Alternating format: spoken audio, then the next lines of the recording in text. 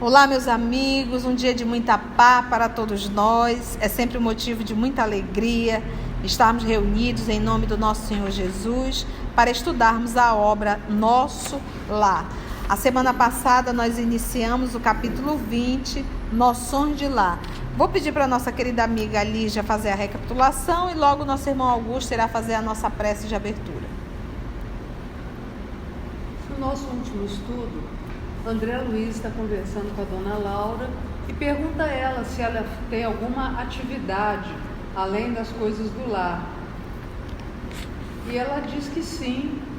E ela fala que o lar terrestre é uma cópia do lar do mundo espiritual. Fala sobre o papel feminino, que seria uma linha na vertical, e o papel masculino, uma linha horizontal. E o encontro dessas duas linhas formando o vértice de um ângulo reto, que é um ângulo divino, seria o lar, onde eles se encontram. Se a mulher for na horizontal como o homem, serão retas divergentes que nunca vão se encontrar. Aí agora vai continuar a explicação da fala da dona Laura. E assim, mestre amigo Jesus, nesse momento de estudo, te rogamos que tu possa intuir a nossa irmã Conceição e a todos nós, para que possamos tirar o entendimento necessário dessa obra maravilhosa que é o nosso lar. E hoje, falando do lar, que tenhamos, mestre amigo Jesus, essa vontade de entender o valor e a importância do lar, e assim buscarmos colocar em prática em nossos lares o que aqui aprenderemos. Abençoa-nos e fica conosco hoje e sempre, que assim seja. Então vamos lá, nós estamos então nesse diálogo, André Luiz e Dona Laura. A semana passada a Dona Laura fez uma boa introdução e nós estamos comentando, paramos exatamente aqui no comentário. Ela diz: o lar é o sagrado vértice onde o homem e a mulher se encontram para o entendimento indispensável. O lar ainda é templo, onde as criaturas devem unir-se espiritual antes que corporalmente. Então, aqui, volto lá, é noções de lar. Por isso ela nos falou a distância que existe da construção dos lares aqui da Terra em relação a do mundo espiritual, em particular da colônia Nosso Lar. Então me diz aqui na Terra, me diga aqui na Terra, criaturas devem unir-se espiritual antes que corporalmente. Se as pessoas escolhem uns aos outros pelo corpo, pela forma física, imagina você dizer: eu prefiro um homem assim, eu prefiro mulher assim, eu prefiro moreno, eu prefiro louro, eu prefiro azul, eu prefiro amarelo. Então olha o nosso nível. Como é que você pode escolher alguém para constituir uma família, um lar, com esse tipo de escolhas? Aí o que ele diz? É templo onde as criaturas devem unir-se espiritual antes que corporalmente. Tia, como é que então essa união espiritual? O espírito malha, é sarado o espírito. Tudo que é de ordem, de pensamento, de sentimento, de vontade, de desejos, é o espírito. Então é o ser que pensa. Isso é uma união espiritual. Então conversa, deixa o outro abrir a boca, estreita os laços, a amizade, vamos nos conhecer, porque afinal de contas nós vamos iniciar uma empresa onde nós vamos nos unir para construir ali um lar. Você será o pai dos meus filhos e eu serei a mãe dos seus filhos. Você já parou para pensar na seriedade disso?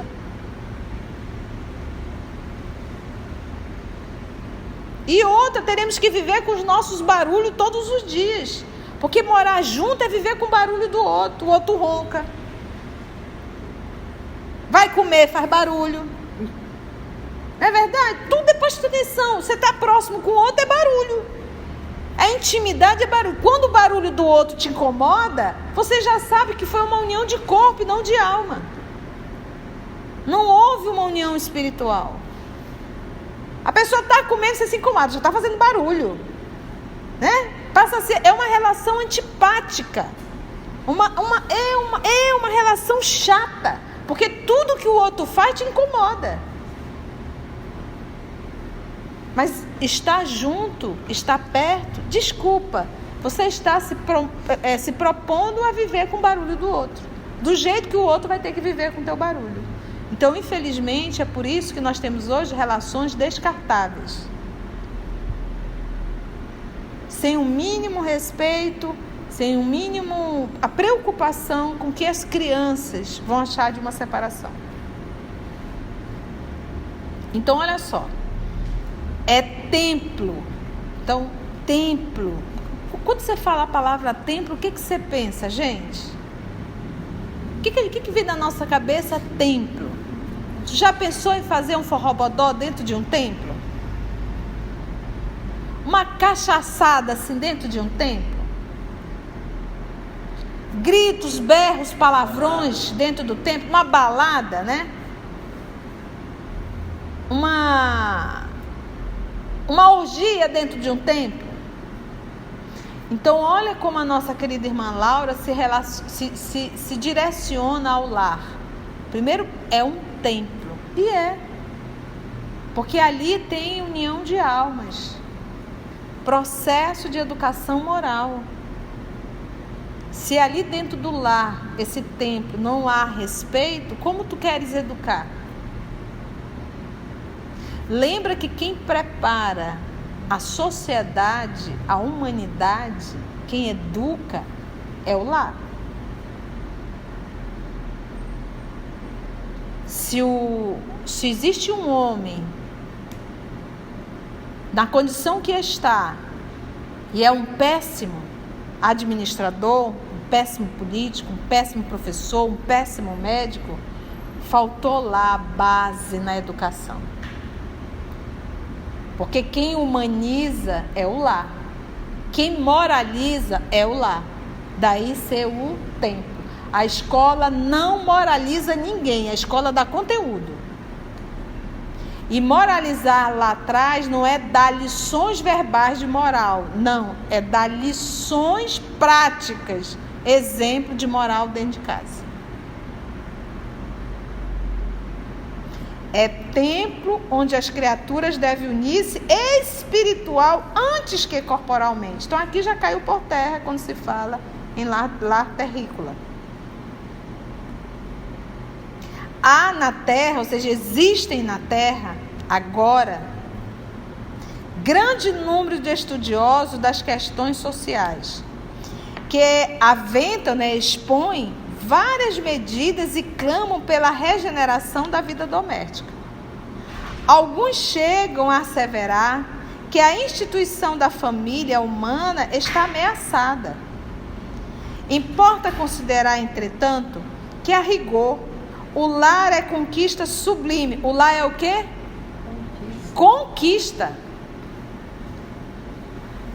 Não é algo dado, é algo conquistado. Por quê? Porque é uma construção, gente. É uma construção. De quem? Dos dois. Olha lá. Importa considerar, entretanto, que a rigor o lar é conquista sublime que os homens vão realizando vagarosamente. Então, nós ainda não fizemos essa conquista. O nosso lar na terra ainda não é um templo. Você imagina chamar um monte de amigo, uma cervejada dentro da tua casa? Olha o churrasco, né? Aí todo mundo começa a falar besteira, daqui a pouco um já agride o outro, daqui a pouco... E eu digo assim, tia, a senhora é tão radical? Não, a gente só tem que saber que quando a gente promove essa bebedeira dentro de casa, que a gente chama os amigos, a gente chama os amigos encarnados e cada um deles traz também um grupinho de desencarnado. Por que a gente não reúne e chama os amigos? Vamos fazer o evangelho no lar? Tá vendo como isso, na cabeça de muita gente, poxa, isso é muito careta, né? Isso mostra o nosso nível. A gente não tem alegria em nos reunirmos para fazermos o evangelho, convidar os amigos e fazer o evangelho no lar. Mas a gente acha o máximo chamar os amigos para fazer uma bebedeira dentro de casa. Aí você acha o quê? Que essas pessoas vão embora? Muitos ficam. Muitos espíritos ficam. Então, cadê o respeito ao templo? Por isso é que ela usa o termo aqui, que a rigor o lar é conquista sublime, é uma conquista minha, é uma conquista do Augusto, da Mita, de cada um de nós. É porque é uma construção. Não pensa que lá é uma casa, um casal e os filhos. Pronto, isso é um lar. Não, gente. Isso é uma casa com gente dentro. Lar é essa construção. Então nós temos casas com gente dentro, mas lar, pouquíssimos.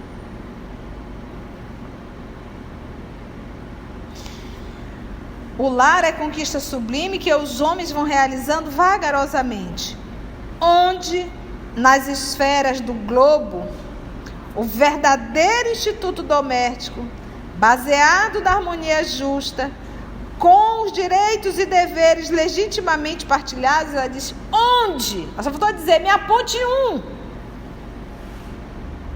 Vou repetir, onde?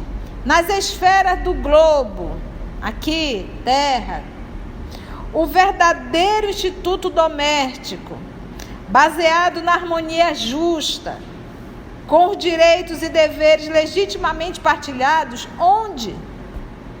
Me aponte. Na maioria, os casais terrestres passam as horas sagradas do dia vivendo a indiferença ou o egoísmo feroz. Egoísmo é cada um na sua. Cada um atendendo os seus caprichos pessoais. Quando o marido permanece calmo, a mulher parece desesperada. E olha, gente, eu vou te contar, nós mulheres, a gente fala muito, olha, puxa vida, desculpa meninas, mas as fofas, nós na condição de fofa, vamos aprender a calar a boca, falar menos. A gente fala demais, às vezes a pessoa trabalhou o dia todo, tá cansado, só quer ficar quieto. Ele só quer ficar com o controle remoto na mão, trocando de canal, mesmo que ele não enxergue nada. Deixa. Pronto. Eu gosto dessa frase, está no Antigo Testamento, eu não sei dizer a localização. Joga aí no Google que você vai já saber. A mulher sábia edifica o seu lar, a tola destrói. E eu assistindo um filme há muito tempo atrás, que hoje nem dou conta mais de ver filme, mas eu achei engraçado que ela disse assim, acho que é Casamento Grego, achei muito engraçado esse filme, mas a senhorinha disse assim para a filha, minha filha, eles são a cabeça da casa, mas nós somos o pescoço, é a gente que diz para onde a cabeça vira. Né? Então, mas essa mulher sabe que conduz o lar. Então ela tem que saber. Eu digo, a mãe e pai brigaram muito a vida inteira. E hoje eu digo, mãe, tu não era fácil. Hoje eu identifico. Por isso que o pai saía, porque eu não aguentava. Porque mãe é assim, agora ela parou mais com isso. Mas eu hoje assumi toda a responsabilidade da casa, né? Então hoje meu pai já desencarnou, então a responsabilidade toda é da tia Conceição. Então quando tem um problema na casa, eu tô chegando, eu acabei de bater a porta do carro. Eu ainda estou entrando, ela já está, tu nem sabe o que aconteceu. E olha, vomita em cima. E eu digo, mãe, eu ainda nem entrei na casa. E o jeito que ela faz comigo, ela fazia com o pai. Então, ou seja, a gente tem que ter a maturidade de saber o que falar, como falar e na hora certa de falar. Briga porque tá calada, né? Fala alguma coisa. Eu não estou aqui falando, você diz, meu amor, não dá nem tempo. Você não fecha a matraca, né? Então não é fácil. Então olha só. Quando o marido permanece calmo, a mulher parece desesperada. Quando Quando a esposa se cala, humilde, o companheiro tiraniza. Porque ela se cala, ele vem para cima. Aí é a hora do fofo. Que vocês também têm que aprender a respeitar as mulheres. Né? Em verdade, é por isso que ele diz santuário. Porque nós sabemos que existem homens, o fofo, que acredita ser proprietário da esposa. Dono. Humilha, agride, é um ciúme, acha que a pessoa é um objeto, que tem que dizer o que vestir, tem que dizer como vestir, aonde ir, por que ir. Eu costumo dizer, quando você casa, você adquire um esposo e não um pai. Deixa eu ir. Isso é para matar a Conceição. Eu ouvi uma coisa dessa. Como deixa eu ir? Você casou com quem? Seu pai? Obviamente que a gente tem que se informar, tem que dizer, mas pedir permissão, então é uma relação de subjugação. Então o que tem que haver aí é parceria, respeito de ambos os lados. Para que isso tudo, aí vai dizer, tia, o negócio está difícil. Por isso que ela fez a pergunta, onde? No globo terrestre. Onde? Me aponte. Nem a consorte, ou seja, eu vou colocar aqui o linguajar da tia. Nem a fofa se decide animar o fofo na linha horizontal, estimular o fofo a trabalhar, a progredir, a desenvolver, né? Por isso que ele diz, na linha horizontal de seus trabalhos temporais, porque são temporais, nem o fofo se resolve a segui-la no voo divino da ternura e sentimento, que seria a linha vertical. Rumo aos planos superiores da criação. Dissimulam em sociedade e na vida íntima. Um faz viagens mentais de longa distância, quando o outro comenta o serviço que lhe seja peculiar. Então, de repente, o marido está falando aqui do trabalho dele e tal, e a fofa foi embora mentalmente, ou vice-versa. Não há absolutamente nenhum interesse em saber como foi teu dia, nada. Então, não há uma cumplicidade nenhuma.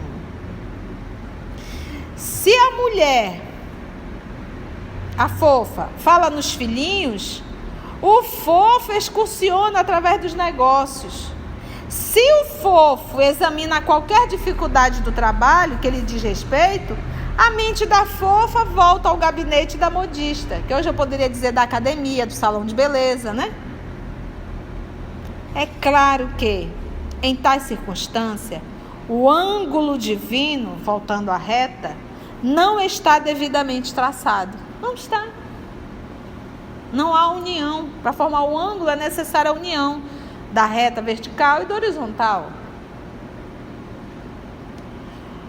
É claro que em tais circunstâncias, o ângulo divino não está devidamente traçado. Duas linhas divergentes tentam, em vão, formar o vértice sublime, a fim de construir um degrau na escada grandiosa da vida eterna. Então você vê que só essa fala de Dona Laura já deu pano para manga, e a gente já conseguiu entender por que a gente está tão longe de fazer do lar um templo.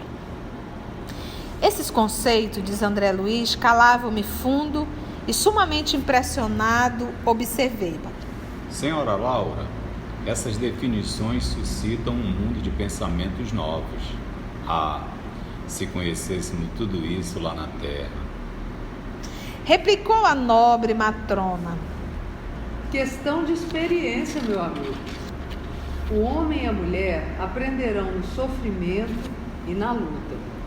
Por enquanto, raros conhecem que o lar é instituição essencialmente divina e que se deve viver dentro de suas portas com todo o coração e com toda a alma. Enquanto as criaturas vulgares atravessam a florida região do noivado, procuram se mobilizando os máximos recursos do espírito. E daí o dizer-se que todos os seres são belos quando estão verdadeiramente amando. O assunto mais trivial assume singular encanto nas palestras mais fúteis. O homem e a mulher comparecem aí na integração de suas forças sublimes. mas logo que recebem a bênção nupcial, a maioria atravessa os véus do desejo e cai nos braços dos velhos monstros que tiranizam corações. Não há concessões recíprocas, não há tolerância e, por vezes, nem mesmo fraternidade. E apaga-se a beleza luminosa do amor quando os cônjuges perdem a camaradagem e o gosto de conversar. Daí em diante, os mais educados respeitam-se e os mais rudes mal se suportam. Não se entendem. Perguntas e respostas são formuladas em vocábulos breves. Por mais que se unam os corpos, vivem as mentes separadas, operando em rumos opostos.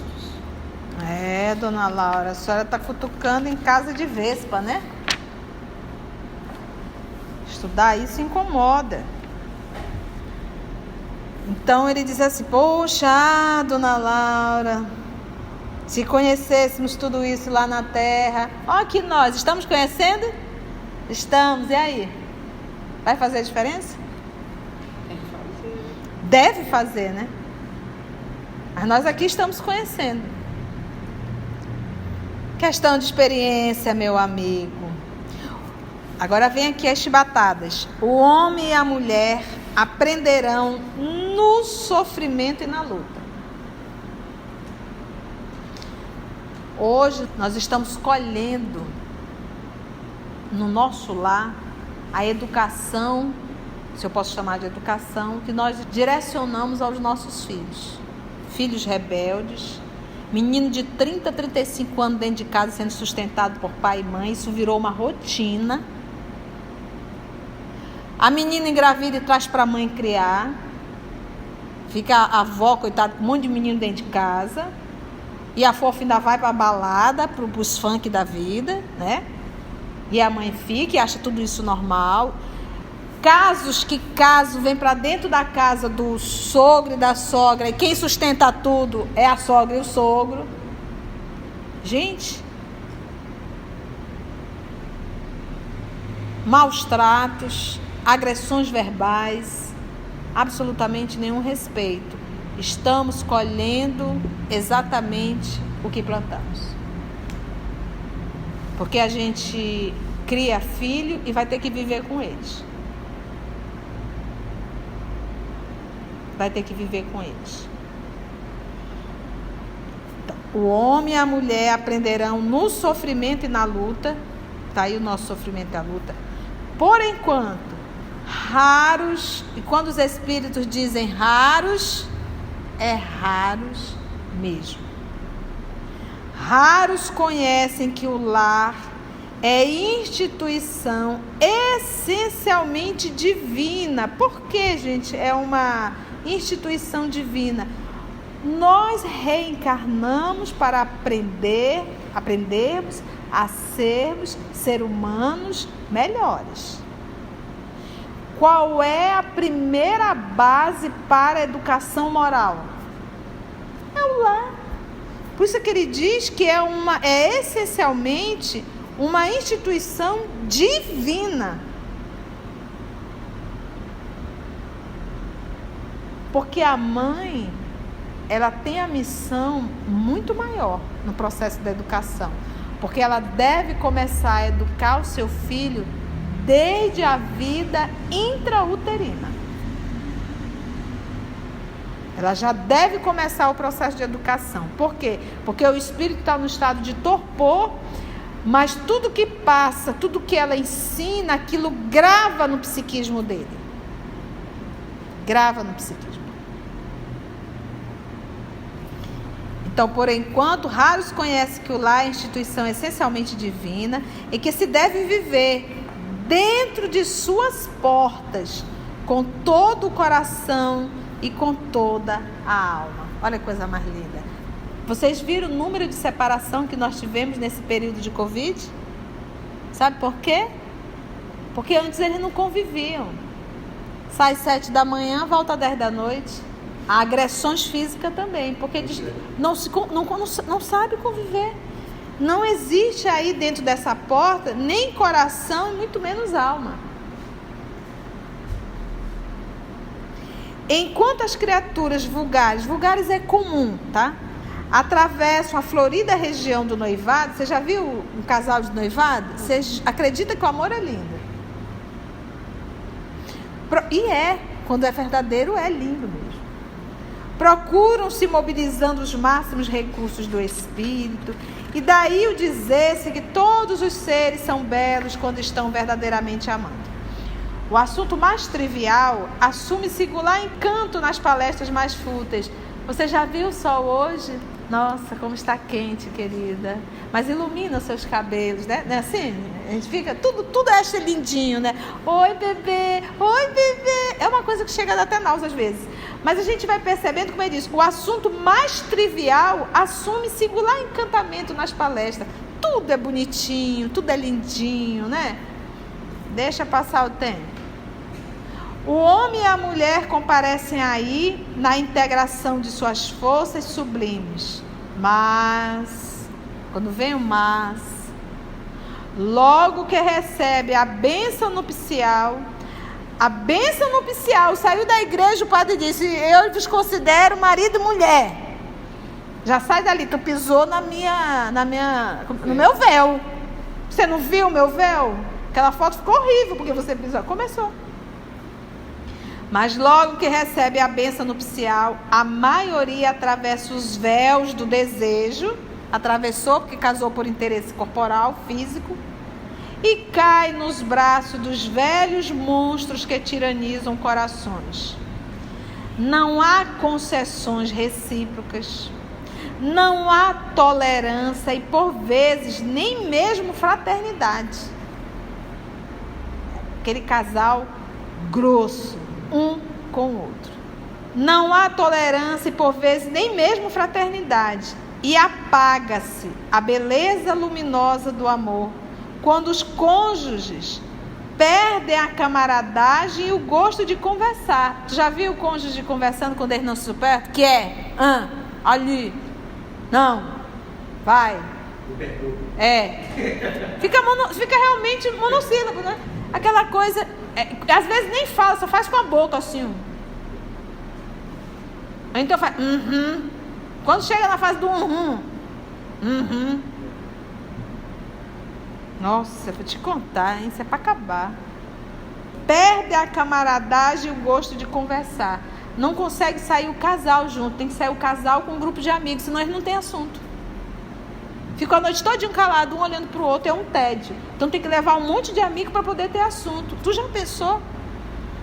Eu me recordo de um casal que eu conheci, e eles iam uma vez por semana, anos, porque eu trabalhei 15 anos em shopping. E praticamente esses 15 anos, uma vez por semana, ia aquele casal, sentavam-se ali para tomar um cafezinho, e meus irmãos... Que conversa gostosa, só os dois, já idosos. E ela falava, e mulher, você sabe que fala pouco, né? Então ela falava, e ele balançava a cabeça e olhava. Aí ele articulava um pouquinho, ela de novo falava, e saíam de braços dados. Eu ficava admirada de ver aquele casal. Os filhos já casaram, né? Eram 2 homens. E eles ali sempre tomando um cafezinho, comendo seu pão de queijo e conversavam. Uma vez por semana, toda quarta-feira eles iam lá para fazer isso. Quando a gente vê isso, vai o homem na frente, a mulher atrás. E ele andava de bracinho dados com ela. Gente, foi o único casal que eu vi fazendo isso. Juro para você, não vi outro. E apaga-se a beleza luminosa, gosto de conversar. Então você não tem mais o que conversar. Por isso é que às vezes eu fico tão feliz quando no nosso Evangelho no Lar eu vejo os casais assistindo. Ai, eu fico tão feliz. Que bom, gente. Olha o assunto, quanto assunto a conversar. Como é bom ter Jesus no lar, os 2 estudando junto, levando ali as chibatadas junto. Não é verdade? Daí em diante, os mais educados respeitam-se, né? Os mais educados respeitam-se. Olá, bom dia. Você vai? Não, eu vou trabalhar depois. E fica aquela coisa seca, extremamente formal. Os mais rudes mal se suportam. Que é? Vai fazer o quê? Não enche minha paciência, né? Não se entendem. Perguntas e respostas são formuladas em vocábulos breves. Por mais que se unam os corpos, que têm a vida sexual ainda, vivem as mentes separadas, operando em rumos opostos. Aduziu André comovido depois de tudo isso, né? Tudo isso é a pura verdade. Se a nossa querida amiga Consuelo estivesse aqui, ela ia dizer, é verdade. Tudo verdade. Replicou bondosa a senhora. Que fazer, porém, meu amigo? Na fase atual evolutiva do planeta, existem na esfera carnal raríssimas uniões de almas gêmeas, reduzidos matrimônios de almas irmãs ou afins, e esmagadora porcentagem de ligações de resgate. O maior número de casais humanos é constituído de verdadeiros forçados sob algemas. Vamos lá. Que fazer, porém, meu amigo? Na fase atual evolutiva do planeta, a obra é de 44. 1944. E ela continua dizendo: na fase atual evolutiva do planeta, existem na esfera carnal raríssimas, e olha, quando eles falam raríssimo, é raríssimo mesmo, tá, gente? Raríssimas uniões de almas gêmeas. O que é almas gêmeas? Não pensa que é a metade da laranja lá do Fábio Júnior, não tem nada a ver. Porque o conceito que o terrícola tem de alma gêmea é que Deus criou uma alma determinada a outra. Não, dentro dessa concepção não existe alma gêmea, tá bom? Vamos pegar o livro Consolador. Então, por isso que os Espíritos dizem no livro dos Espíritos que não existe alma gêmea, e ele explica dentro dessa concepção, não tem. Deus não criou ninguém destinado a outro. A alma gêmea aqui são aquelas criaturas que, ao decorrer das suas encarnações, construíram uma amizade, construíram um sentimento. Que a gente conheceu aí o apóstolo Paulo e Abigail, o senador Públio, a nossa querida Lívia e outros. A própria Ana, Euvídia e Alba Lucínia, temos outros. Então, ele diz que é raríssimas uniões de almas gêmeas, esses espíritos afins, que um olha para o outro e já se completa, né? Não existe entre esse casal, eu te suporto, não existe isso. É eu te amo. Nós nos amamos. É uma alegria estar ao teu lado. Eu me plenifico estando contigo. Já pensou isso? Eu não preciso buscar nada fora, porque eu me plenifico contigo. Isso é alma gêmea. Você não tem olhos para outra pessoa. É uma alegria sentar e tomar um cafezinho com você. E te ouvir falar. Como é bom te ouvir falar. Adoro ouvir tuas histórias. Isso é amor de almas gêmeas. Quando você diz assim, não aguento mais essa mulher, ela fala muito. Quando você diz, não aguento mais o ronco desse homem, ele ronca demais. Tá aqui mais embaixo, tá? Reduzidos matrimônio de almas irmãs e afins. Então, raríssimo almas gêmeas. Reduzidos matrimônio de almas irmãs afins. Ou seja, um é raro, o outro é bem reduzido. Almas de irmãs afins. Agora ele vem. Esmagadora porcentagem de ligações de resgate. Ligações de resgate. Vamos estudar no livro Libertação. O juiz tem a filha Margarida e tem um filho. Ele acabou adotando a filha de um homem que ele condenou, que foi o Jorge. E essa menina é tratada como empregada dentro de casa. O filho dele está assediando a menina. Encarnação passada, Jorge era escravo, juiz, dono da terra, o filho dele era filho dele e assediou essa menina, inclusive abusou dessa menina, ao ponto do pai da menina, na condição de escravo, matar o filho dele. Reencontro. Nessa encarnação, ele vai casar com a empregada doméstica, que o Gúbio está fazendo com que ele assuma como filha. Então, olha aí esse resgate. Então, assim são os casamentos. Por isso que ele diz: esmagadora porcentagem de ligações de resgate. O maior número de casais humanos é constituído de verdadeiros forçados. Eu não quero não. Vai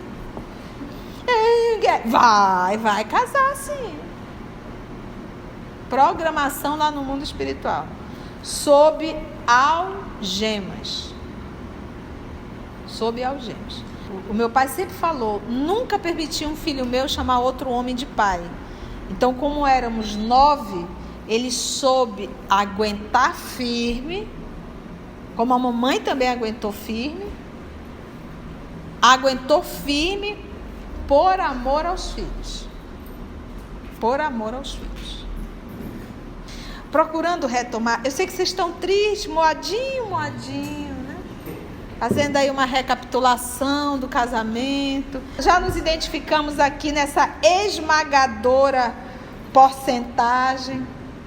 Procurando retomar o fio das considerações sugeridas por minha pergunta inicial, continuou a genitora de Lísias.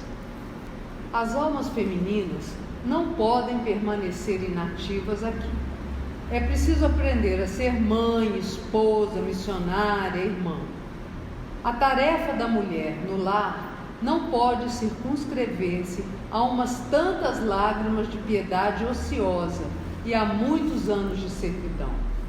É claro que o movimento coevo, dessa época, do feminismo desesperado, constitui abominável ação contra as verdadeiras atribuições do espírito feminino. Tá vendo? A mulher não pode ir ao duelo com os homens por escritórios e gabinetes, onde se reserva atividade justa ao espírito masculino. Nossa colônia, porém, ensina que existem nobres serviços de extensão do lar para as mulheres. A enfermagem, o ensino, a indústria do fio, a informação, os serviços de paciência representam atividades assaz expressivas, muito expressivas. O homem deve aprender a carrear, a levar para o ambiente doméstico a riqueza de suas experiências, e a mulher precisa conduzir a doçura do lar para os labores ásperos do homem. Dentro de casa, a inspiração, fora dela, a atividade. Uma não viverá sem a outra. Como sustentar-se o rio sem a fonte? E como espalhar-se a água da fonte sem o leito do rio? Olha, gente, essa explicação o povo vai dar na minha cabeça, mas não dê não na minha, dê da Dona Laura, tá? O que a gente tem que entender é o seguinte: eu acho que nós temos que começar aqui pelo começo. O espírito, ele não tem sexo. Não existe macho, fêmea no mundo espiritual. Órgão genital, não existe isso. Isso é uma necessidade física para a procriação. Só isso, a função do sexo é procriar. Beleza, tia? Então tá. Só que quando eu vivo a experiência no corpo masculino, eu adquiro lições particulares. E quando eu vivo a experiência no corpo feminino, eu adquiro outras lições particulares. Mas se ambos decidirem fazer tudo o que faz o masculino, como é que eu vou aprender do feminino? Se a mulher abriu mão de tudo e passou a viver uma vida masculina, de trabalho, fora do lar, não quero mais cozinhar, não quero mais cuidar, não quero fazer nada disso, né? Que é o feminismo aqui que ela coloca, né?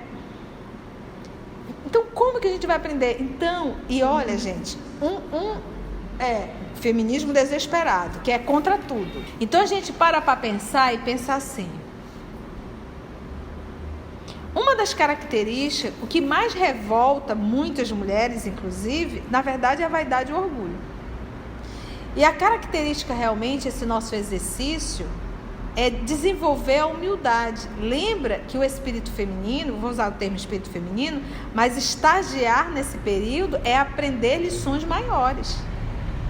O masculino ainda na condição de prover, a mulher na condição de renúncia, resignação, amor. Então, se nós abrirmos mão disso, como é que a gente vai aprender? Então, a gente tem que aprender a viver essa experiência. Essas profissões que ela colocou aqui, que vem comigo, olha. As almas femininas não podem permanecer inativas aqui, ou seja, no mundo espiritual tem trabalho para elas. É preciso aprender a ser mãe, esposa, missionária e irmã. É preciso, por isso que a gente olha para a mãe e diz, mãe, a senhora é médica, psicóloga, professora. Gente, eu fui alfabetizada dentro de casa pela minha mãe, que é educadora melhor.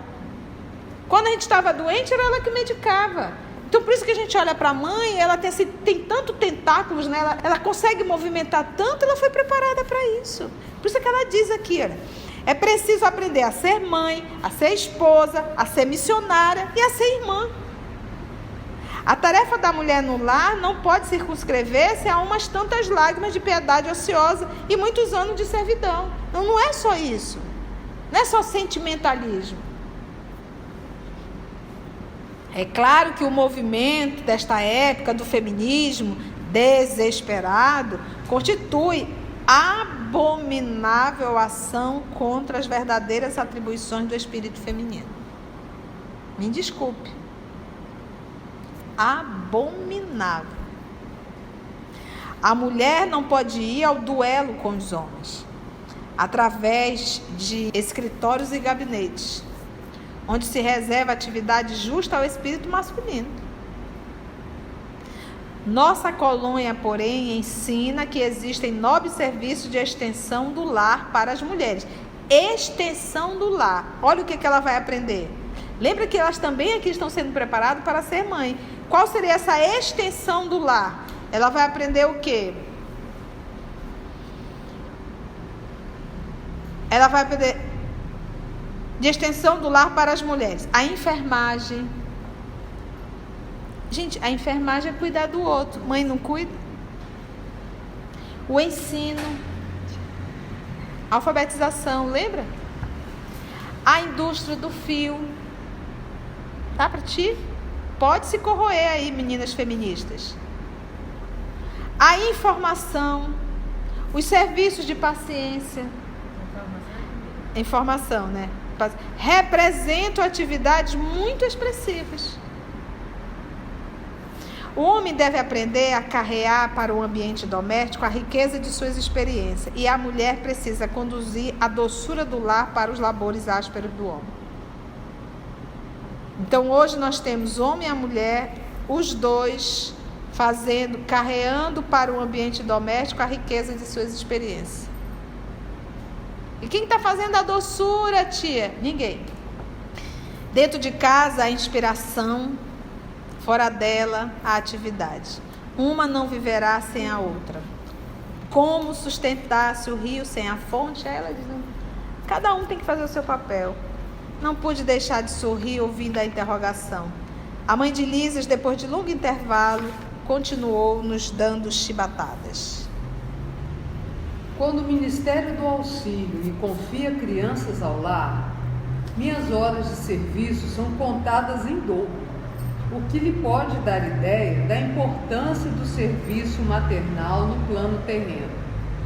Entretanto, quando isso não acontece, tenho os meus deveres diuturnos, prolongados, nos trabalhos de enfermagem, com a semana de 48 horas de tarefa. Todos trabalham em nossa casa. A não ser minha neta convalescente, não temos qualquer pessoa da família em zonas de repouso.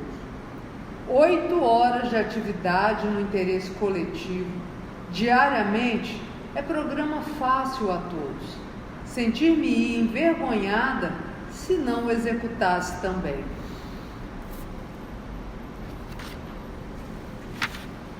Interrompeu-se a interlocutora por alguns momentos, enquanto me perdia em vastas considerações. Quando o Ministério do Auxílio me confia crianças ao lar, minhas horas de serviço são contadas em dobro, o que lhe pode dar ideia da importância do serviço maternal no plano terreno. Então, eu vou te falar isso aqui só para você ter ideia da importância do serviço maternal na terra. Então, quando você abre mão de tudo para você ser mãe, você tem noção o que é cuidar de um filho de Deus? A alegria do papai em ver que você está direcionando bem o filho que é dele. Entendeu agora por que ela diz que ela ganha bônus hora em dobro? Então, o que nós estamos fazendo, nós mulheres? A gente opta em ser mãe, a gente engravida. E a gente, quando a criança nasce, a gente não quer abrir mão da nossa vida profissional. E a gente acaba deixando todo esse trabalho para uma pessoa que nós contratamos, que não vai ter o amor que você tem. E aí você perdeu o bônus horas dobrado. Lembra da mãe de André Luiz? André Luiz no umbral, as 2 filhas no umbral. Ela estava presente? Estava, mas ela já foi aquela mãe permissiva demais. Tudo pode, sem limite. Então, meus amigos, meninas, vale a pena. Não se envergonhe de pessoas, às vezes as próprias mulheres são muito duras. Nossa, você não fez faculdade? Nossa, você não está trabalhando? Nossa, você é só do lar? Porque o maior preconceito é da própria mulher. Só que é aquilo que o nosso querido Chico Xavier dizia: prece de mãe arrebenta as portas do céu. E entre Deus e mãe existe um segredo. Então, por isso que o Livro dos Espíritos diz: é o maior trabalho na terra, é o da maternidade. Por quê? Porque ela está educando humanos para uma vida. Gente, a doutrina espírita não está para atender os nossos caprichos.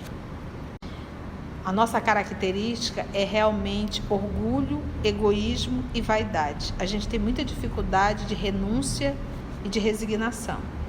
Então, realmente é um estudo que a gente não concorda, que a gente tem o nosso ponto de vista, só que sinto muito falar. O teu ponto de vista não é o ponto de vista da divindade. Então, o que Deus realmente deseja, até porque nós não viemos para cá para brincar de título e muito menos para brincar de acumular coisas. O propósito divino é realmente a educação da humanidade. E Ele conta com as mulheres para fazer isso, para ajudá-lo nesse processo da educação das almas humanas. E assim nós conseguimos finalizar mais um capítulo, capítulo 20. Agradecemos a Deus, nosso Pai, a espiritualidade amiga, e até o nosso próximo encontro, se Deus assim nos permitir.